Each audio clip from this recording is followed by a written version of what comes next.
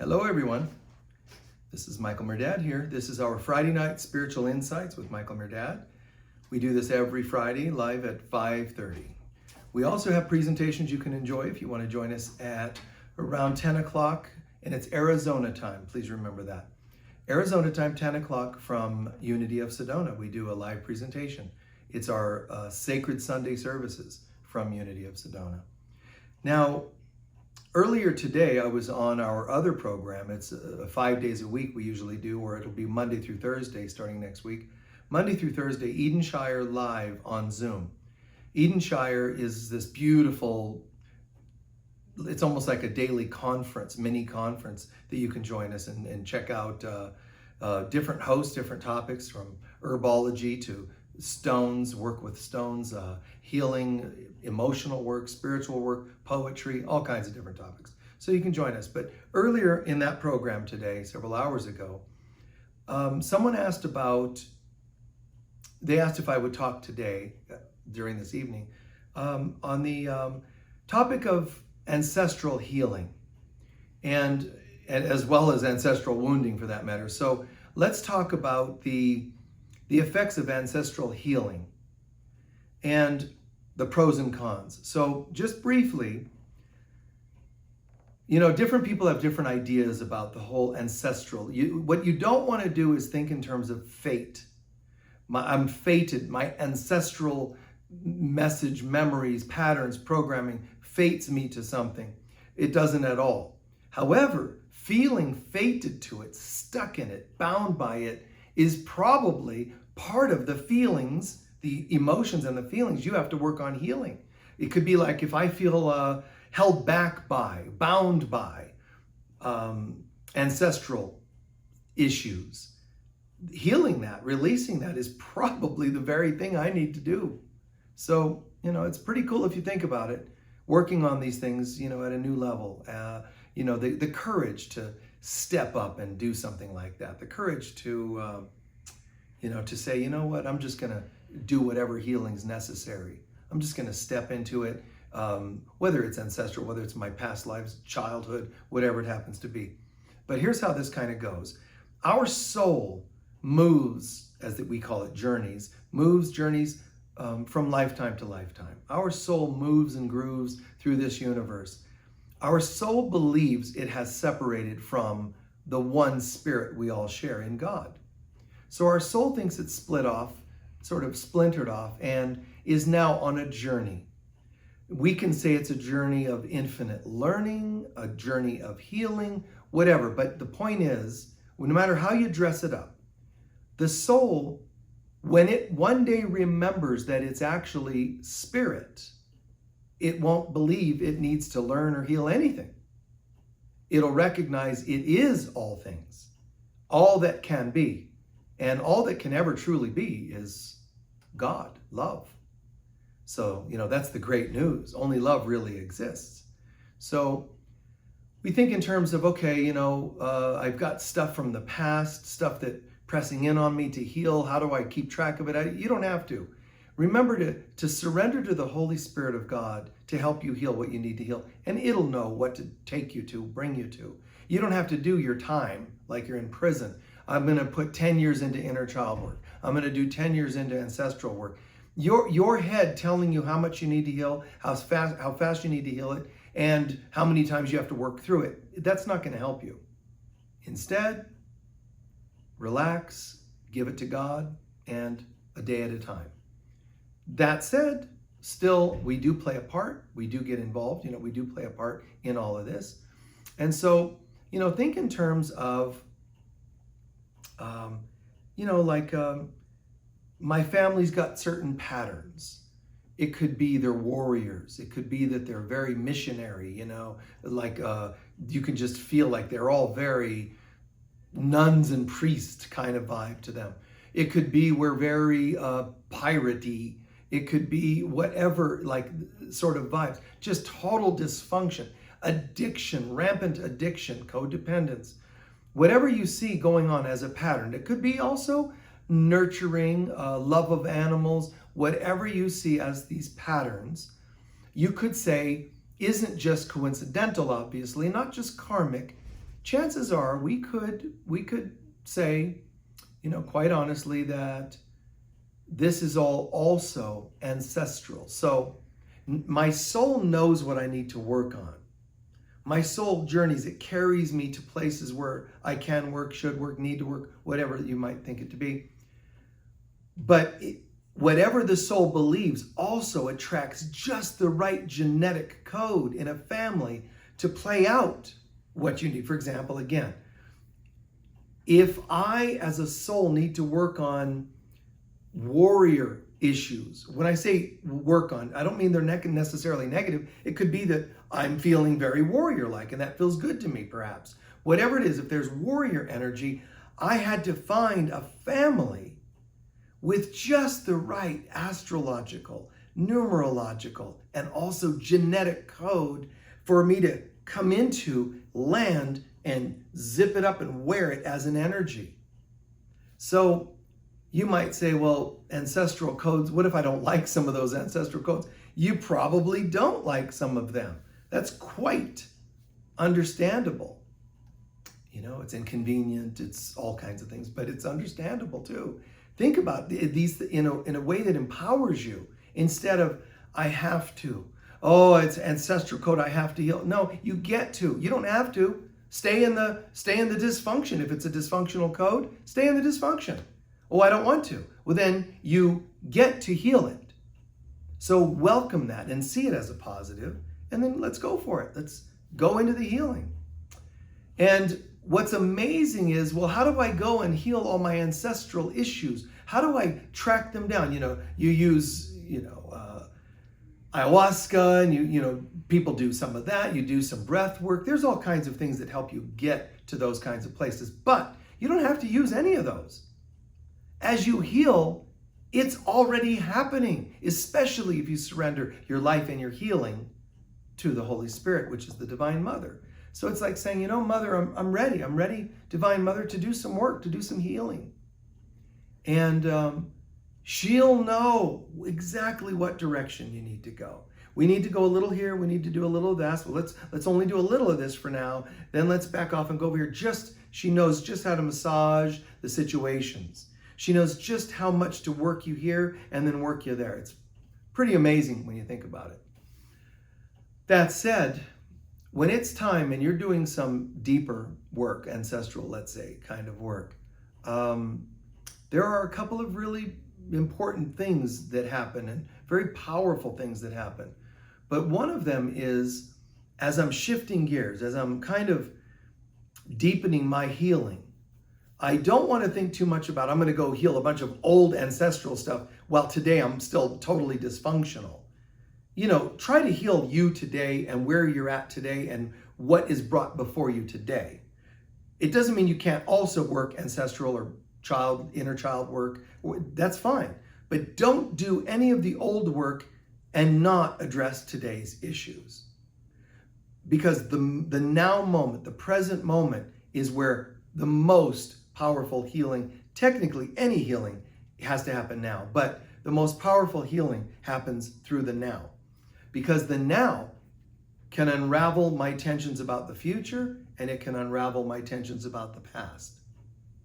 Some people might think, well, if you go heal the past, it'll automatically release the future or the present. Yes and no. If I go and work on the past, and I think in my mind, I've got to go back and find, how are you going to find every issue from the past? The only way to really know you're going to get it all is by bringing it to the present.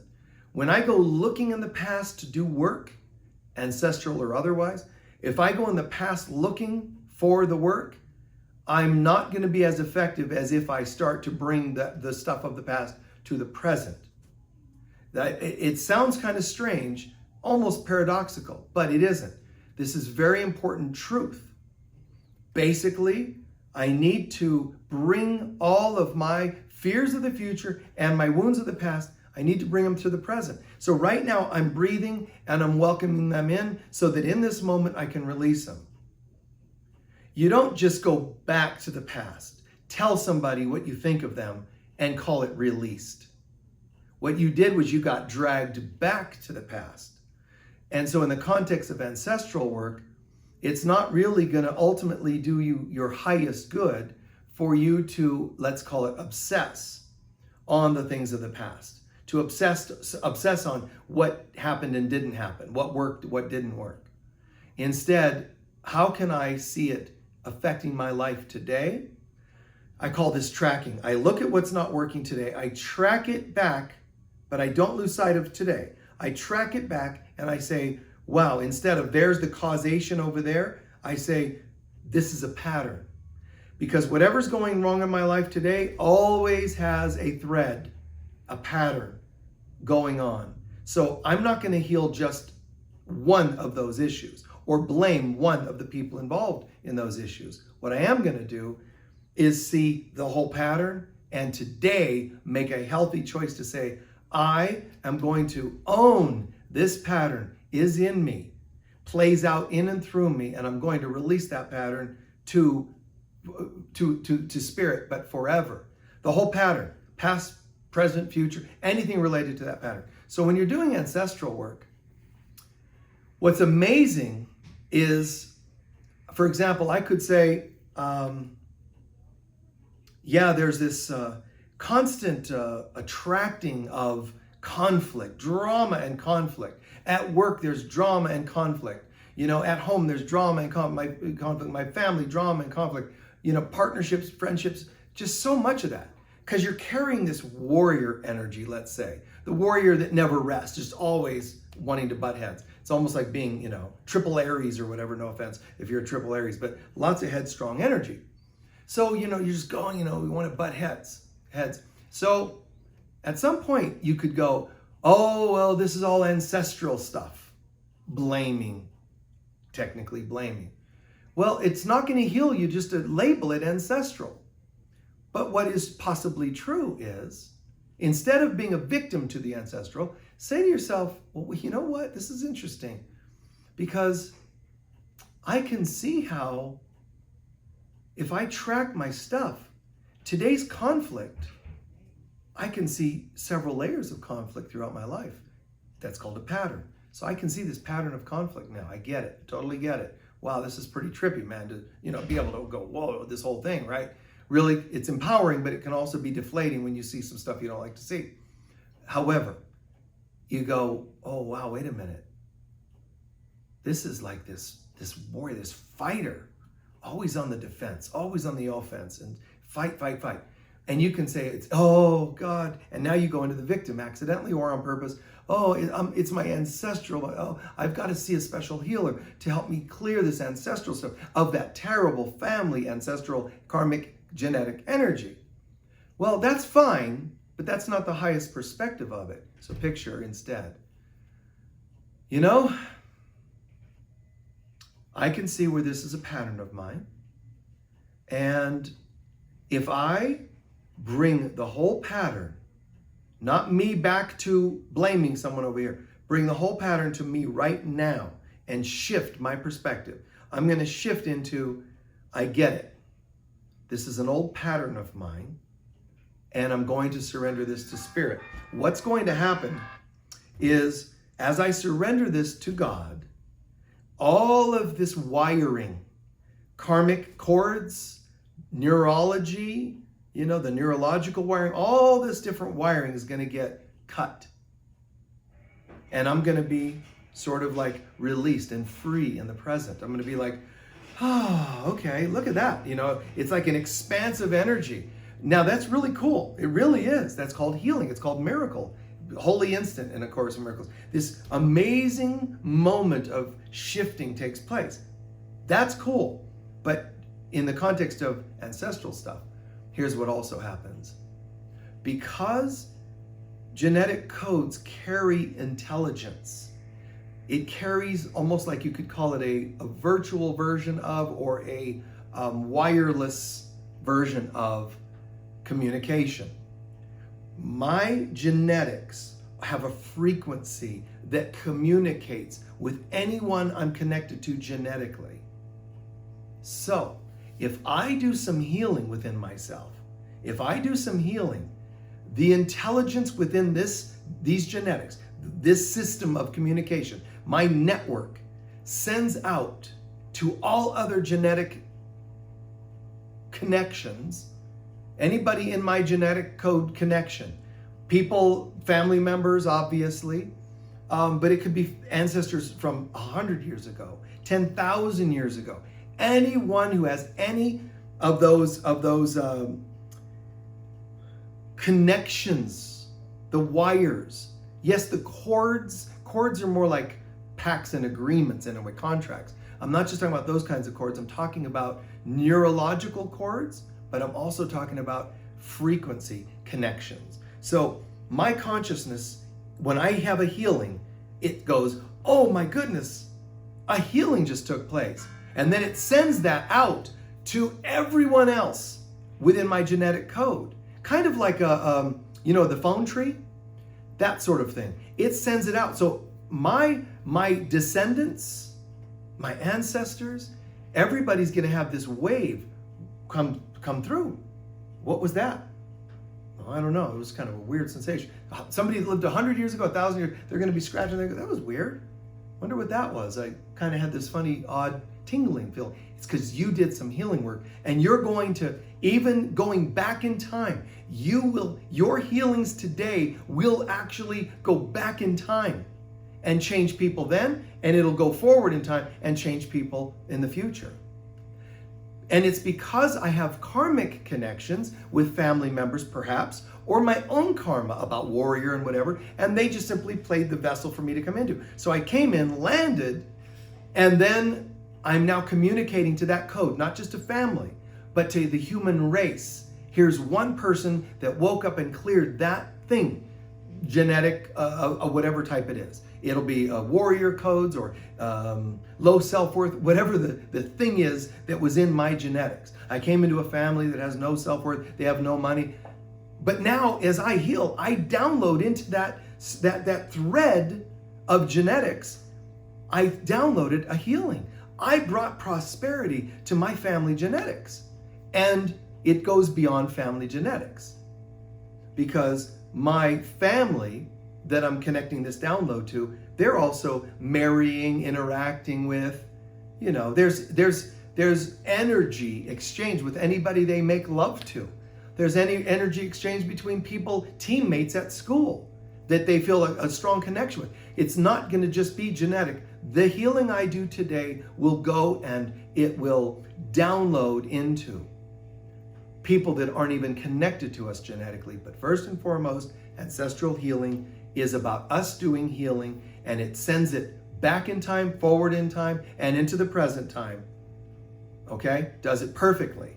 And so all this is just cleared, and people you don't even know, consciously, past, present, ancestors, that you'll never meet, will have this shift, this healing experience, and that's miraculous. Okay? So I hope this short download makes sense, but also, even when we share things like this, I could sit here and just lecture to a person, and all it is talk, and it kind of like is standing somewhere in between two mountain rocks, faces, and speaking, and your voice just goes flat. It's like saying something into a rock. It just flattens into grass, down into the earth. It just flattens. That's what happens if you don't have intention and consciousness going into what you're saying. But when you bring consciousness into what you're saying, boom, it echoes, it reverberates into genetics, downloading into ancestral energy, bringing a change. But it's like that. You don't even have to be connected to me ancestrally speaking, but my sharing can still penetrate through time, space, technology, and you can still go, oh my God, that just changed something, because it did. Your RNA will program into your body a change. And then that change, because you listen to something. It's not just my genetic connection to you has to make a change. Words, feelings, events, experiences, download that make you go, wait a minute, whoa, what's that? Now your whole genetics start to change, despite what science has tended to try to believe, which is that you can't change genetics. You can. Consciousness makes genetics. Consciousness can change genetics. So be conscious, be awake, be good. Lots of love to you all. Thank you for joining us. We'll see you again soon, I hope. Join us if you can this week. We'll be at Unity of Sedona live online, Facebook Live, and we'll be you can see it on YouTube as well, but we'll be live at around 10 o'clock Arizona time. God bless. Bye-bye.